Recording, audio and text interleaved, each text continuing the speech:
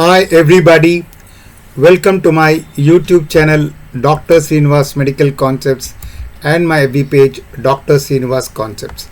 This is Dr. Sreenivas, neurologist from Rajahmundry, Andhra Pradesh, India. My email is sreeklpm@gmail.com. I am also the medical author of the two books Focused Neurology and Exam Oriented Clinical Neurology. We are continuing with a series of lectures of Prime Neurology. There are going to be 50 episodes of Prime Neurology, and if one listens to all these 50 episodes of Prime Neurology, one would have acquired a good knowledge of neurology. Right now we are on part 41, Prime Neurology, CNS infections, part 6, Herpes Simplex Encephalitis. So today in this episode we are going to discuss Herpes Simplex Encephalitis. Herpes Simplex Encephalitis. This, the most serious of the viral encephalitis, occurs sporadically throughout the year in patients of all ages and in all parts of the world. It is caused by a type 1 herpes simplex virus, very rarely by type 2 genital herpes. The symptoms consisting of fever, headache, confusion, stupor and coma evolve over a period of several days. Additional acute symptoms in some patients include olfactory and gustatory hallucinations, temporal lobe or motor seizures, changes in personality and behavior, and aphasia. While a single convulsion or a flurry of seizures is common, status epilepticus almost never occurs. The symptoms reflect the highly characteristic localization of the disease process in the inferior and medial parts of the temporal lobes and the orbital parts of the frontal lobes, because the virus accesses through the nose. The lesions are intensely inflammatory, often hemorrhagic, and show pan-necrosis of nearly all tissue elements. The virus can be detected in brain tissue by antibody staining. Intranuclear eosinophilic inclusions are found in neurons and glial cells. Neuroimaging. The destructive temporal lobe lesions can be seen with computed tomography and magnetic resonance imaging, often asymmetrically in the two hemispheres. So here in this imaging we can see herpes simplex encephalitis, a T2 weighted coronal MR imaging in the axial plane taken during the acute stage of the illness. There is increased signal intensity from practically all the left interior and deep temporal lobe and insular cortex. As I said, the virus enters through the nose, so it affects the temporal lobes and the orbital parts of the frontal lobe. Diagnosis. How do we diagnose HSV?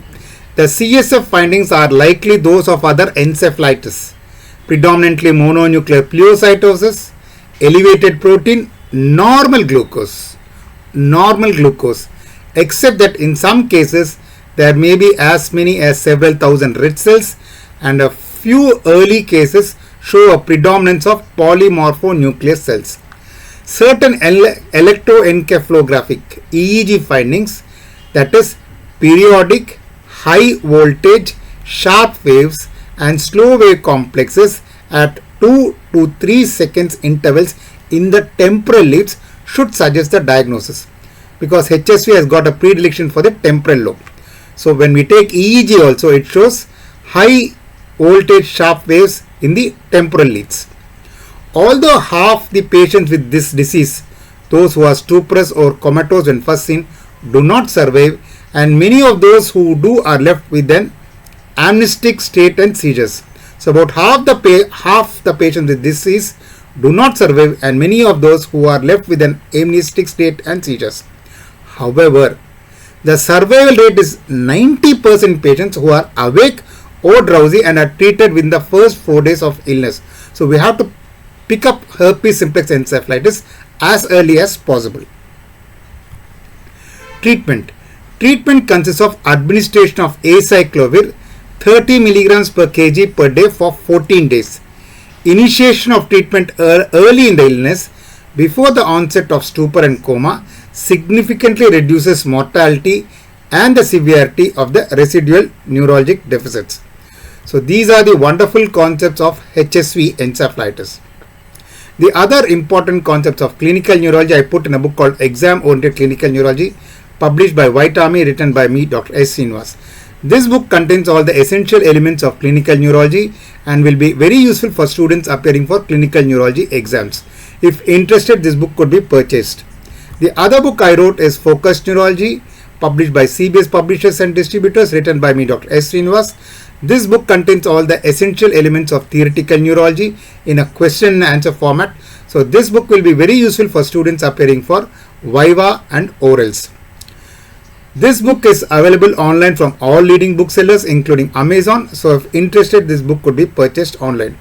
As I said earlier, there are going to be 50 episodes of Prime Neurology, and if one listens to all these 50 episodes of Prime Neurology, one would have acquired a good knowledge of neurology. Right now we are done with another episode of Prime Neurology, that is HSV encephalitis. If you have liked this channel, please like, share and subscribe to my YouTube channel, Dr. Sreenivas Medical Concepts, which is India's leading neurology educational YouTube channel, and my FB page, Dr. Sreenivas Concepts. Thank you. Bye.